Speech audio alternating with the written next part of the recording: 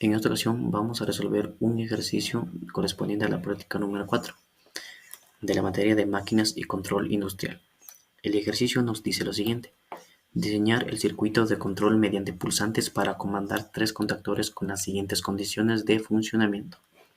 Los contactores se activarán mediante sus respectivos pulsantes de marcha en la secuencia KM1, KM2 y KM3 y se desactivarán con su pulsante de paro en la secuencia inversa KM3, KM2 y KM3. Y también nos pide que el circuito tenga algunas restricciones. Nos dice que si el contactor se activó, no podrá desactivarse hasta que no le corresponda. Y lo mismo pasa con la desactivación. Si se desactivó algún contactor, ya no podrá volver a activarse hasta que no se haya iniciado la secuencia nuevamente. El circuito para este ejercicio es el siguiente. Y como podemos ver, tenemos aquí las bobinas que nos piden, que es KM1, KM2 y KM3. Y también le agregamos a este circuito un contactor que servirá como una bobina auxiliar para poder realizar las respectivas restricciones.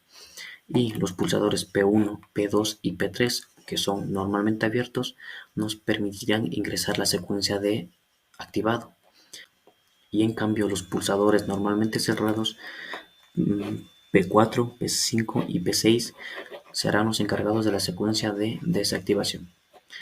Y el pulsador normalmente cerrado, que es el que se encuentra aquí, es el pulsador de paro. El circuito funciona de la siguiente manera. Existen bloqueos entre KM2, KM3 y KM1. En cada uno de estos apartados existe un bloqueo, tanto para la activación como para la desactivación. Por ejemplo, un contacto normalmente abierto de KM1 impide que KM2 sea activado si no le corresponde. Por ejemplo, si quiero activar la bobina KM2, este contacto normalmente abierto de KM1 me lo impide. Y lo mismo sucede con este contacto normalmente abierto que se encuentra en cascada con KM3.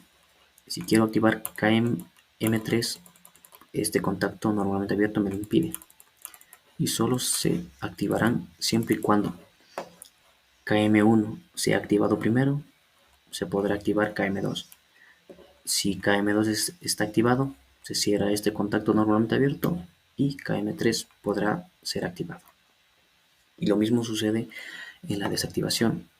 Aquí la bobina auxiliar impide que el pulsador normalmente cerrado, tanto P6, P5 como P4, funcione, ya que al estar cerrando el circuito, el pulsador que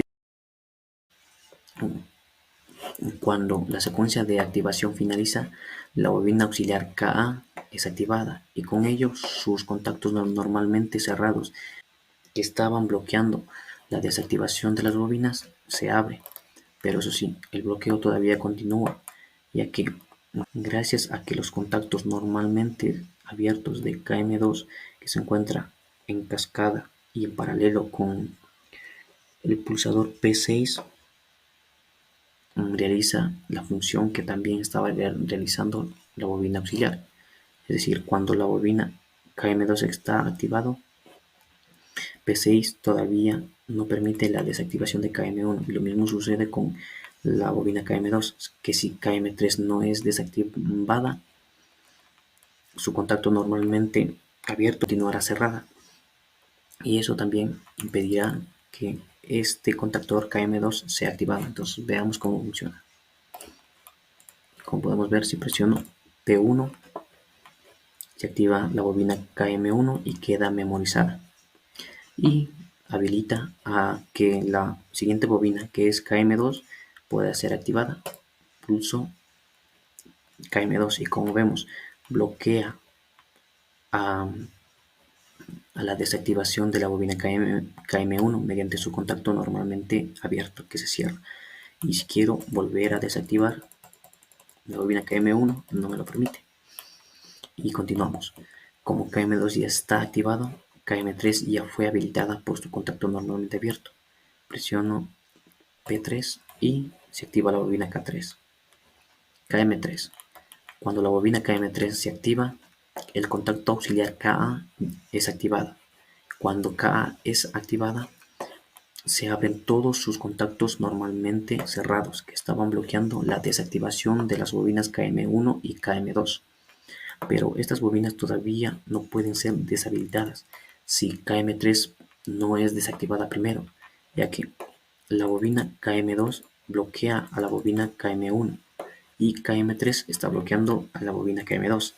Entonces, si desactivo a la bobina KM3, como esta bobina no tiene ningún bloqueo, se desactiva inmediatamente y con ello permite la desactivación de KM2 gracias a que su contacto normalmente abierto que estaba bloqueando la desactivación de esta bobina se abre. Entonces, como ya no existe ningún tipo de bloqueo en KM2, es desactivada fácilmente. Y lo mismo sucede con KM1, se quitan todos sus bloqueos y se desactiva fácilmente.